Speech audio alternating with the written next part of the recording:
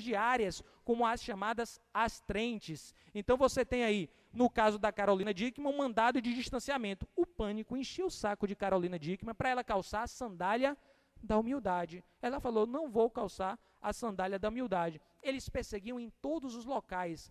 Todos os locais. O Pânico já tinha sido condenado em R$500 mil. Cada vez que pronunciasse o nome dela no programa, repetiu 3 vezes, já pagou 1,5 milhão e foi obrigado a ficar num mandado de distanciamento de determinada distância. Não satisfeitos, pegaram um guindaste, mediram a distância do prédio dela, levaram um guindaste, colocaram um foco de luz dentro do seu apartamento, e Davi dormia nesse momento, e colocaram um megafone e começaram a gritar, Carolina Dickmann, calce a sandália da humildade. Com certeza foi proibido de pronunciar o nome, eu já falei, e eles, não satisfeitos, não só continuaram perseguindo Carolina, como não podiam mais pronunciar sob pena de pagar mais dinheiro, colocaram uma compoteira cheia de bombons Carolina e falavam, aquela pessoa, e toda vez ficava apontando para o bombom. Com certeza, uns babacas esses caras dos Pânico, mas tem muita gente que gosta. E sobre a multa diária, o caso mais emblemático que eu poderia trazer aqui, foi o caso envolvendo Daniela Ciccarelli. Daniela Ciccarelli, modelo apresentadora de televisão, protagonizou cenas de cálida paixão na costa da Espanha, no município de Cádiz, na praia de Tarifa, com seu namorado Tato Malzone, e aí moveu uma ação, porque o vídeo já tinha ido para a internet, contra a IG, o Globo.com, o site Globo.com, YouTube, para que eles retirassem o vídeo. Olha a decisão. Ementa, eis a ementa, peço licença. Pedido de antecipação de sentença por violar direito à imagem, privacidade, intimidade e honra de pessoas fotografadas e filmadas em posições amorosas em areia e mar espanhóis. Tutela inibitória que se revela adequada para fazer cessar a exposição dos filmes e fotografias em websites por verossímil a presunção de falta de consentimento para a publicação. Interpretação, como eu citei, do artigo 461 do CPC, provimento com combinação de multa diária de R$250 mil para inibir a transgressão. O desembargador Eugênio Zuliani perguntou qual o interesse público em licenciar a exploração das imagens captadas de forma clandestina. Os paparazzi, muitas vezes, claro, ela se expôs, eu não nego, mas temos que colocar um freio na atuação dos paparazzi. Hoje a gente tem aí a Kate e o William, mas antigamente tínhamos, e hoje não temos mais, a princesa Diana, que foi vítima de um paparazzi. Indiretamente, mas foi.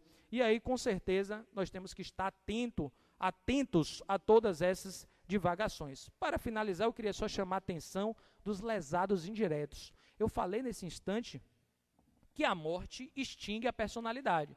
Portanto, não há que se tutelar os direitos da personalidade do morto, porque ele morreu. Você tutela os direitos da personalidade do parente vivo, cônjuge, companheiro, ou parente em linha reta ou colateral até o 4º grau do morto.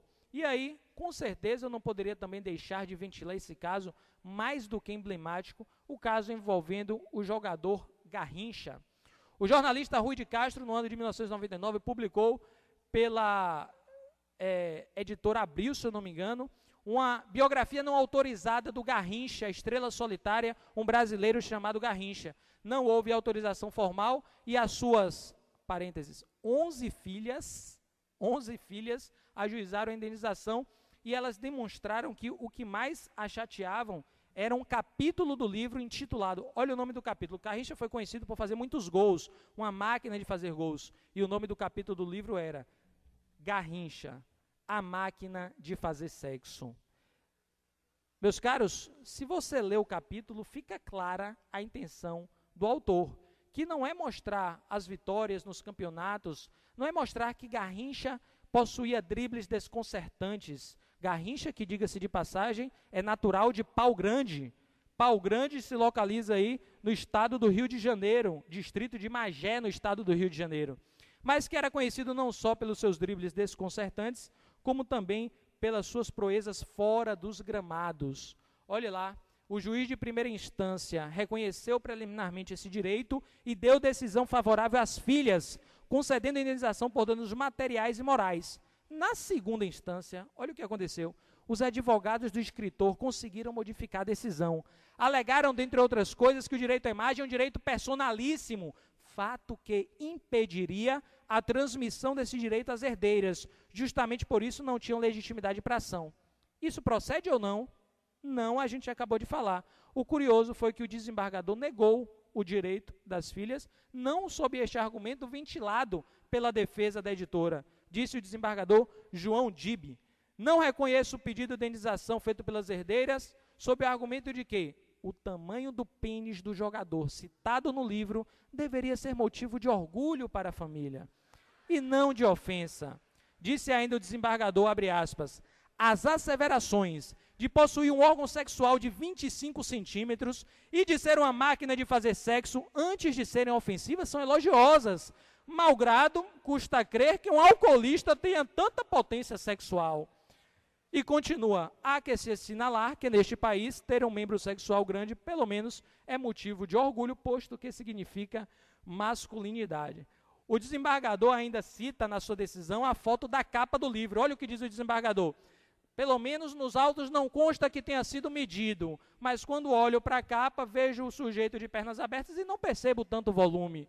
O desembargador acho que estava com outros interesses nessa ação, que não somente em julgar a lide. E aí, diante da decisão de segundo grau, as herdeiras recorrem ao STJ, e aí a quarta turma do STJ, naturalmente, reconheceu que as filhas do jogador de futebol Manuel dos Santos, o Garrincha, têm sim direito ao recebimento de compensação por danos morais e materiais devido à publicação de sua biografia não autorizada.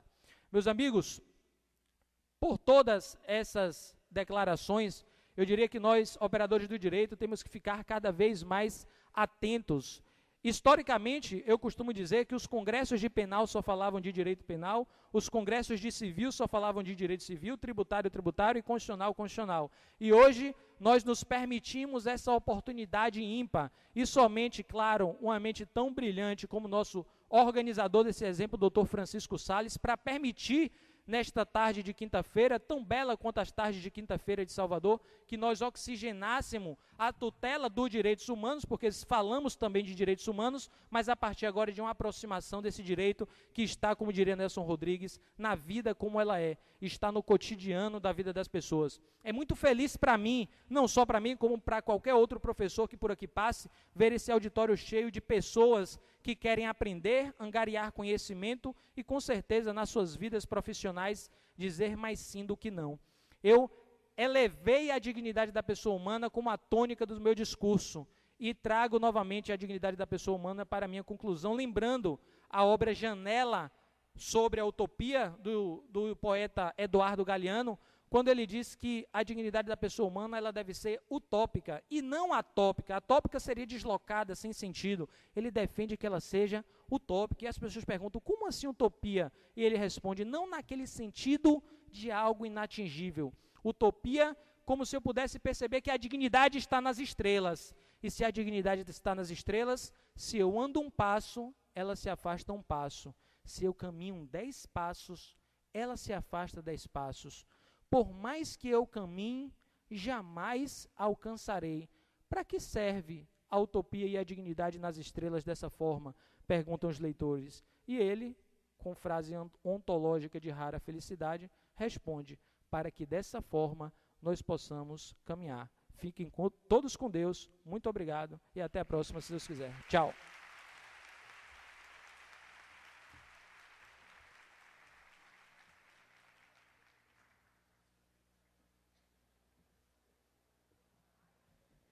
Agradecemos as brilhantes palavras do professor Éden Napoli e reforçamos o lançamento do livro Curso de Introdução ao Estudo do Direito, do professor Ricardo Maurício, que agora ficará à disposição para uma sessão de autógrafos, lançado pela editora Juspodium.